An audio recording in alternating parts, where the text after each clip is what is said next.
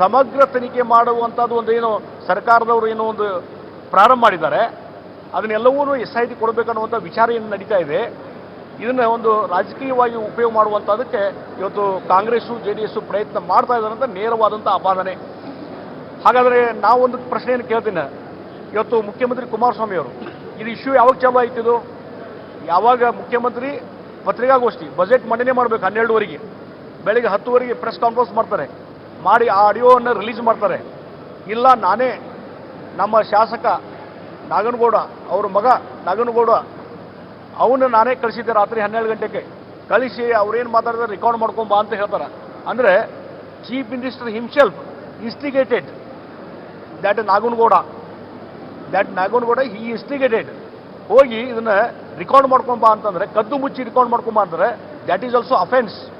ಕಾನೂನು ಪ್ರಕಾರ IPC ಪ್ರಕಾರ ದ್ಯಾಟ್ ಈಸ್ ಆಲ್ಸೋ ಅಫೆನ್ಸ್. ಈ ರೀತಿ ಅಫೆನ್ಸ್ ಅದಕ್ಕೆ ಸುಪ್ರೀಂ ಅಲ್ಲ ಅದಕ್ಕೆ ನಾವೊಂದು ಹೇಳ್ತೀನಿ, ಇವತ್ತು ಸುಪ್ರೀಂ ಕೋರ್ಟಿನ ನಿರ್ಧಾರನೂ ಇದೆ, ನಿರ್ಣಯಗಳು ಇದ್ದಾವೆ. ಈ ಕುಟುಂಬ ಕಾರ್ಯಾಚರಣೆ ಇರ್ಬೋದು, ಈ ರೀತಿ ಕದ್ದು ಮುಚ್ಚಿ ರೆಕಾರ್ಡ್ ಮಾಡ್ಕೊಳ್ಳುವಂಥದ್ದು ಇರ್ಬೋದು, ಇದೆಲ್ಲವೂ ಸಹಿತ ಕಾನೂನು ಬಾಹಿರ. ಇದಕ್ಕೆ ಇನ್ಸ್ಟಿಗೇಟ್ ಮಾಡಿದವರು ಯಾರು? ಮುಖ್ಯಮಂತ್ರಿ ಕುಮಾರಸ್ವಾಮಿ. ಹಾಗಾದರೆ ಅದರಲ್ಲಿ ಅವರು ಆಪಾದಿತರು ಆಗಬೇಕು. ಈ ರೀತಿ ಸುಪ್ರೀಂ ಕೋರ್ಟಿನ ರೂಲಿಂಗ್ ವ್ಯತಿರಿಕ್ತವಾಗಿ ನಡ್ಕೊಂಡವರು ಕುಮಾರಸ್ವಾಮಿ. ಹೀಗಾಗಿ ಅದರ ಬಗ್ಗೆ ಸದನದಲ್ಲಿ ಚರ್ಚೆ ಆಗಬೇಕಲ್ಲ, ಚರ್ಚೆ ಮಾಡೋಣ. ಚರ್ಚೆ ಮಾಡಬೇಕಾದ್ರೆ ಅದನ್ನು ಬೇಕಾದ್ರೆ ಸದನ ಸಮಿತಿಗೆ ಕೊಡಿ, ಅದನ್ನು ಬೇಕಾದ್ರೆ ಜುಡಿಷಿಯಲ್ ಎನ್ಕ್ವೈರಿ ಕೊಡಿ, ದ್ಯಾಟ್ ಈಸ್ ಡಿಫರೆಂಟ್ ಇಶ್ಯೂ.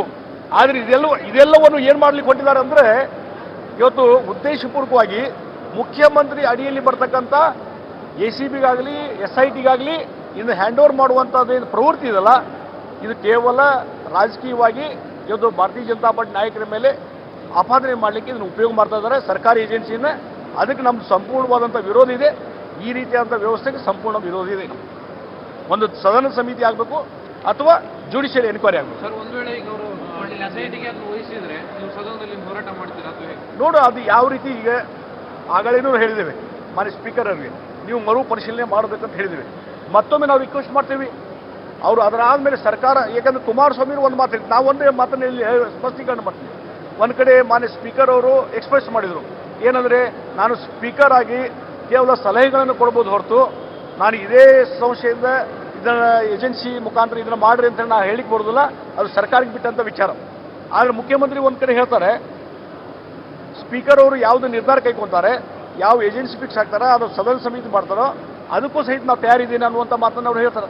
ಹೀಗಾಗಿ ಇಡೀ ಸದನ ಅಪೋಸಿಷನ್ದವರು, ರೂಲಿಂಗ್ ಪಾರ್ಟಿಯವರು ಇವತ್ತು ಸ್ಪೀಕರ್ಗೆ ಅಧಿಕಾರ ಕೊಟ್ಟಾಗ ಡೆಫಿನೆಟ್ಲಿ ಮಾನ್ಯ ಸ್ಪೀಕರ್ ಅವರಿಗೆ, ನಾನು ಹಿಂದೆ ಸ್ಪೀಕರ್ ಆಗಿ ಕೆಲಸ ಮಾಡಿದ್ದೇನೆ, ಸ್ಪೀಕರ್ ಇದೆ, ಡಿಸ್ಕ್ರಿಷನ್ ಪವರ್ ಇದೆ, ಅಧಿಕಾರ ಇದೆ. ಮತ್ತು ಇಡೀ ಸದನ ಅಧಿಕಾರ ಕೊಟ್ಟಂಥ ಸಂದರ್ಭದಲ್ಲಿ ಅವ್ರಿಗೆ ಯಾವುದೋ ಏಜೆನ್ಸಿಯನ್ನು ಇವತ್ತು ಮಾಡಲಿಕ್ಕೆ, ತನಿಖೆ ಮಾಡಲಿಕ್ಕೆ ಅವ್ರಿಗೆ ಅವಕಾಶ ಇದೆ. ಹೀಗಾಗಿ ಇವತ್ತು ಅವರ ಒಂದು ಆದೇಶ ಆದರೆ, ಯಾಕಂದರೆ ಈ ಒಂದು ಸರ್ಕಾರಿ ವ್ಯವಸ್ಥೆಯಲ್ಲಿ ನಮಗೆ ನಂಬಿಕೆ ಇಲ್ಲ.